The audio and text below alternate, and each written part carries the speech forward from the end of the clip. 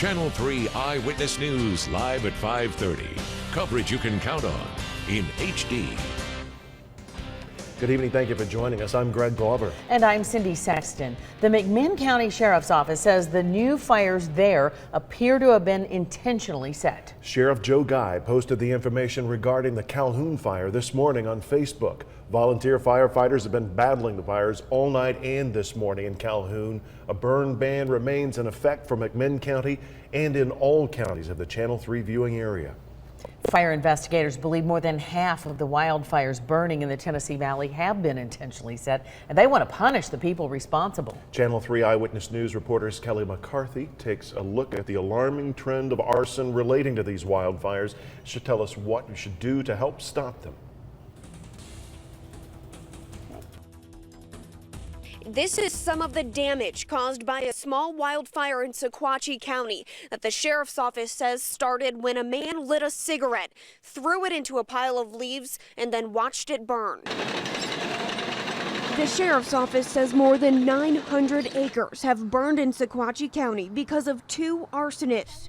On Standifer Grant Road, Matthew Wallace admitted to tossing his lit cigarette into the brush. He didn't try to put it out or did not call anybody to put the fire out. Days earlier, 21-year-old Andrew Lewis was charged with arson in two different wildfires. He's now facing serious jail time. I know that they're going to prosecute the first guy with about 900 acres up here. They're going to prosecute him as a felony. Firefighters and law enforcement across the state say they've had enough. They're exhausted from fighting the fires, most of which were intentionally set. 18 of 31 fires burning in the Tennessee Valley are suspected arson, including one of the most dangerous fires on Mowbray Mountain.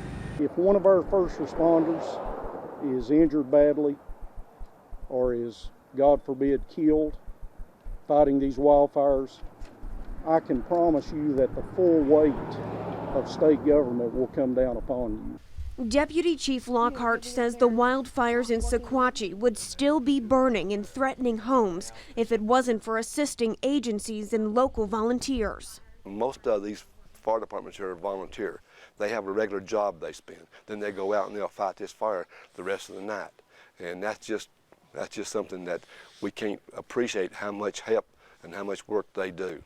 Law enforcement agencies across the state promise more arson arrests will be made relating to some of these wildfires. If you see anything suspicious, call police immediately. In Sequatchie County, Kelly McCarthy, Channel 3 Eyewitness News. And to aid in that, the Tennessee Department of Agriculture set up an arson tip hotline. The number 800-762-3017. If you call in a tip that leads to an arrest in an arson case, you could get up to $2,500 reward. Air quality has reached dangerous levels. Thick smoke lingers in the Tennessee Valley from all of the wildfires burning in the south. The Chattanooga-Hamilton County Air Pollution Control Bureau says the county is under a code red health notice because of fine particle pollution in the air. Channel 3 Eyewitness News reporter Tim Pham tells us how you can protect yourself. Smoke from wildfires can travel hundreds of miles and carry a variety of health risks. It's why officials are on high alert. Flames crawling up and down mountains all across the southeast. The Chattanooga-Hamilton County Air Pollution Control Bureau issued a code red, which means it's unhealthy to everyone in the area. It recommends staying indoors, but if you do have to be outside, doctors say wearing a mask can help. People who are in, say, outside landscaping or doing outside work, if they can wear a respirator, that'll be good, or at least have a mask on. But it's not bulletproof. Not all carbon and fine smoke particles are filtered out. The mask doesn't completely block out all particulate matter, but it does reduce it to the point where it probably doesn't affect that person that much. Dr. Koo says any layer of protection is better than none. Just this bandana, just put it over my nose and mouth, and just like that. And it just makes me feel better about running and breathing in all the smoke. Under a code red, Dr. Koo says everyone should avoid heavy outdoor activity, especially at-risk groups. When conditions are this bad, officials recommend paying close attention to the air quality reports in your area. To find yours, visit our website, wrcbtv.com. Reporting in Hamilton County, Tim Pham, Channel 3 Eyewitness News.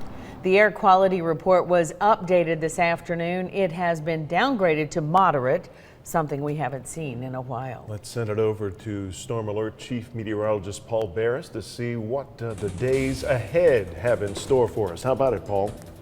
Well, a little bit better for tomorrow, depending on exactly where you are. It all depends on which way the wind's blowing, where the fires are, and where you happen to be at the time. But this is what it looked like today. We had the winds out of the north to northwest, and the heaviest smoke was out in Fannin County, Gilmer County, all the way down to Jasper, Georgia. You can see where that area gray on the right-hand side of your screen. But a little fire still out over the Walden Ridge area, pushing down towards the south and to the east, moved over Hamilton County. So there was a problem there. And now everything's going to be changing tomorrow as the winds will be very light and more out of the south for tomorrow. So we're going to see more of the smoke moving back to the north. But I do want to show you what's going to be happening for tomorrow. We're going to be in the moderate category for a change. That's a normal day for the Tennessee Valley, so that's good news. At least in mainly, it looks like now, right in Hamilton County. I think in Polk County, it could be a little higher than that. It may be in code orange for that area. North Carolina right now is supposed to be moderate too. We've got the complete 7-day forecast. I'll tell you about the chance for rain coming up in a few minutes. Right. Thank you, Paul. The drought is impacting Christmas tree farmers in Georgia. Time to think about that. After nearly 2 months of no rain, the trees at Busy Elves Christmas Tree Farm there in Lee County are suffering. The farm's owner says his trees have had very little growth because of the drought. His main concern right now is on the end of next month when he plants the seedlings for a new Christmas tree crop. And I'm just wondering if they would survive. We plant December 23rd, so hopefully we'll have more moisture then. He says dry conditions won't affect customer selection at his farm, but he does strongly recommend using a water system after you set that tree up in your home. From children to seniors, people pack shoebox gifts each year to bless children in need around the world through Operation Christmas Child. Operation Christmas Child is a project of Samaritan's Purse. Volunteers fill shoeboxes with small toys, hygiene items, and school supplies for children ages 2 to 14. The boxes are sent to children affected by war, poverty, natural disaster, famine, and disease. A former recipient was on 3+U today and told of his experience when he received one of the boxes. And so 250 of us got to receive a gift for the very first time in our lives. And let me tell you, that day was so special when we got to scream, not because someone was chasing us, but scream of joy and happiness. Samaritan's Purse is accepting filled shoe boxes until Monday, November 21st. We have a link on our website. They will tell you what to put in those boxes and how to pack them up, where to take them. It's at wrcbtv.com. How amazing to hear from one of the recipients of those boxes, huh? Coming up on Live at 5:30, do you have boxes of photos taking up room? Well, there is a new app to store those photos and make it easier to share them. Plus, internet security experts tell Congress now is the time to increase protection on internet-connected devices before there's a major hacking event that leads to a catastrophe. People living in the Lookout Highlands neighborhood in Dade County can return home, but the wildfire threat isn't over just yet. I'm Cameron Taylor, and coming up at 6 o'clock, I'll tell you how neighbors are helping crews battle this fire. And I'll be telling you about the next chance for rain. That's coming up next on my 7-day forecast.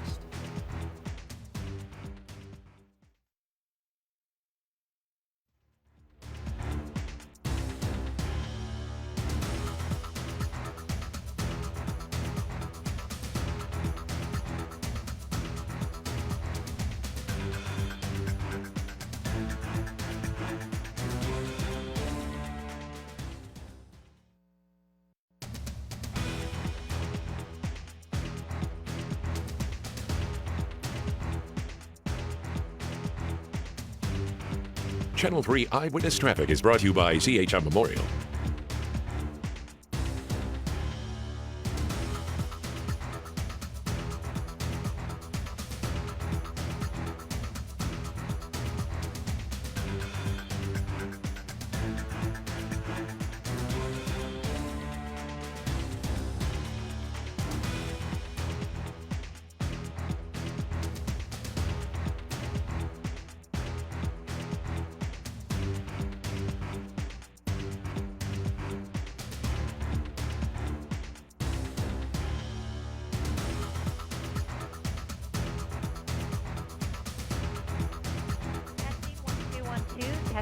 Testing 1, 2.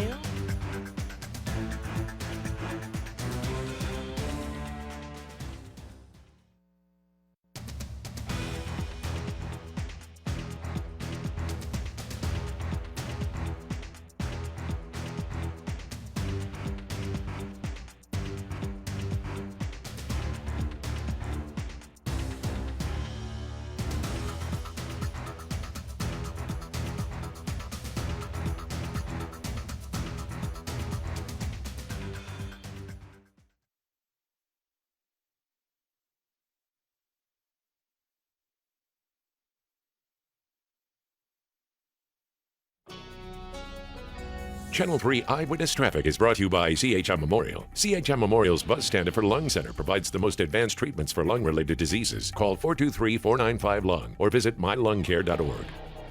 You might find yourself in some rush hour traffic if you travel I-24 eastbound from downtown to the 75 split. Right now you're looking at about a 13 to 15 minute commute to get from downtown to that 75 split. A view of that traffic there, I-24 at Germantown. On I-75 there's an accident to watch out for. It's going to be southbound 75 right there around the East Brainerd Road exit near the 3-mile marker. It will be affecting the left lane of travel. From the US 101 Information Center, it's Mo with your Eyewitness News traffic.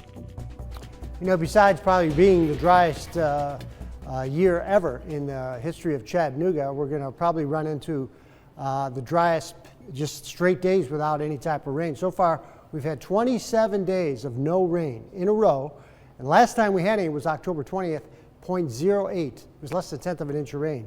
It's the last time we got anything. The record was set back in 1935, 39 days, and every day we're going to be getting closer and closer to that. Unless we get something, unless we get more than a hundredth of an inch of rain coming up on Saturday at the airport. It's got to count at the airport. That's where we do that.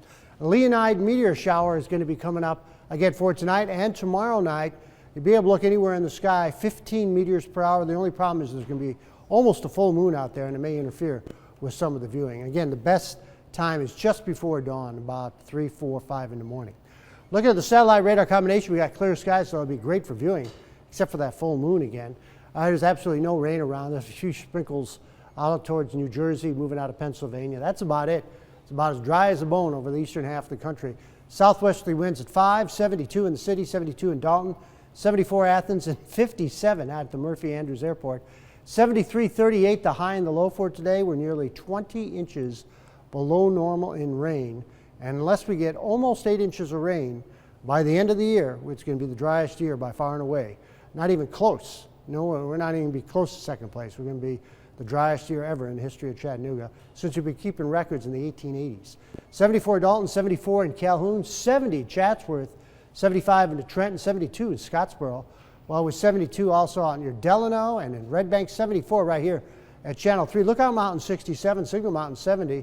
Mowbray Mountain was only 63 degrees, while Sidey Daisy hit 70. There with mid to upper 60s from Turtletown to Murphy, 71 from Dayton, 10 Mile, Etowah to 69 up on Cagle Mountain. Latest forecast is showing winds coming out of the south for tomorrow, but pretty light, not too strong. And there's a storm system with snow out in the Rocky Mountains coming up on Thursday afternoon. The storm lifts out, moves across the Great Plains heading towards the Mississippi River Valley. Here's some rain Friday morning on the other side of the Mississippi, and then it gets closer and closer as the winds pick up on Friday out of the south. Those showers move in late Friday night and into Saturday morning, and then they're out of here quickly. They're not going to drop that much. And the winds will really start to pick up the first half of Saturday, and then they'll die down by Saturday night. We get into Sunday, it looks like pretty much light winds. Now we're only thinking at the very most, maybe a tenth of an inch of rain out of this. Most of us will not see that much. Pinpoint forecast coming up. Graysville tomorrow, 77. Lots of sunshine coming back at you with a light southerly wind. Ridgeside about 78. Tonight, though, 44 clear skies, a little bit of smoke and haze in a few spots, especially into the Blue Ridge. 78 tomorrow with some smoke and haze. Once again, very warm. That's way above normal. Normal high is around 63, so that's about 15 degrees above normal. Tomorrow night, 47 with some more clear skies. And then on Friday, 78. That's going to be close to the record of 79. Saturday, the winds will really start to pick up out of the northwest. Again, a morning shower possible. And those temperatures only in the 50s for highs and then dropping throughout the day. 32 and 53 on Sunday. There's going to be a little bit of a wind, not too strong on Sunday. 32 and 60 on Monday. So pretty much a freeze coming up for the beginning of the week, and then we warm up just a tad. By Wednesday, some showers late in the day and possibly into Thanksgiving Day too. Looking forward to it. Yeah, I hope so. Thank you. More to come on Live at 5:30. Google just released a new app to help capture all of your old paper photos in a high-quality file so you can go on your computer, store it safely in the cloud forever. And new at 6, police are trying to catch a robbery suspect from a check into cash store.